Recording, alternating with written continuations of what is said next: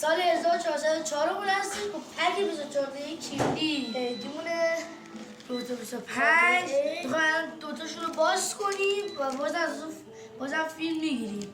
اولی پک آبی شبرنگ رودیگر تیریاندی و تیمو ورنر هستش. سال نوتونم مبارک. اولی پک مهاجم بازم رابط لواندوفسکی بابل 88 کوپا آمریکا آراخو.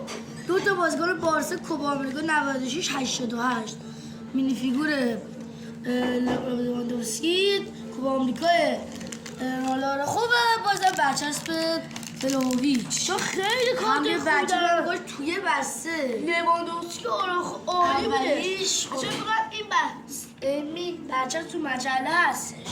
آراخو خب بریم واسه دومیش.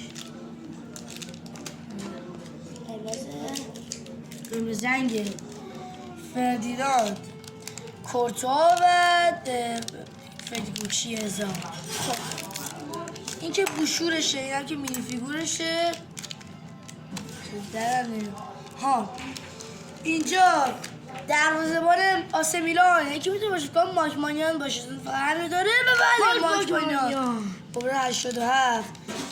اینجا پرمیو توتی رئال مادرید دیگه باید اینجا امبابه باشه. امبابه است آقا تو رو خدا امبابه باشه بازیکن رئال مادرید. من یه کورتوه یا خدا بله کورتوا گوش امبابه رو ولی کورتوا. دو تا دروازه‌بان توی وصفه یه 98 مینی فیگور ماکمان برچسب رودری و اون یکم مانی چیورو.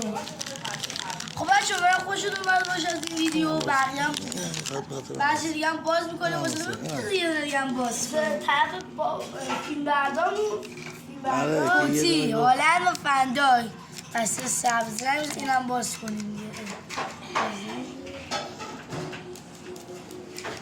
خب این پوشورشه.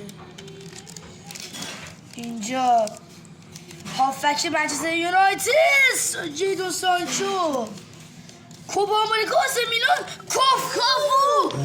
کافو وای چه چیزی در اومد. سانچو رو 79 کافو رو 96 بود برچسب مسی کوپا آمریکا. یعنی مسی رو میگیریم با هرادسکی دروازه‌بان بایر لورکوزن. یه دونه دیگه هم باز کنیم دیگه هم بوده مثلا بابامه آبی کمرنگ آراخو بنزما و آگوئرو. حالا آگوئرو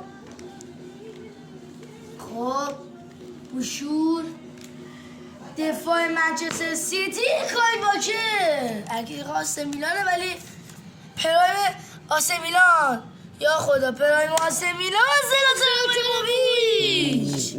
چه کارتی تو همون اولی بس جگرچ رویال و بوتمان باشه. خب این از ویدیو امروز اون اولی 2024 چه کارتایی در اومد. چه کارت کافو زلاتان واکر ماکمان کورتوا و کارتای دیگه سانچو. عیدتون هم مبارک باز. خداحافظ تا ویدیو بعدی.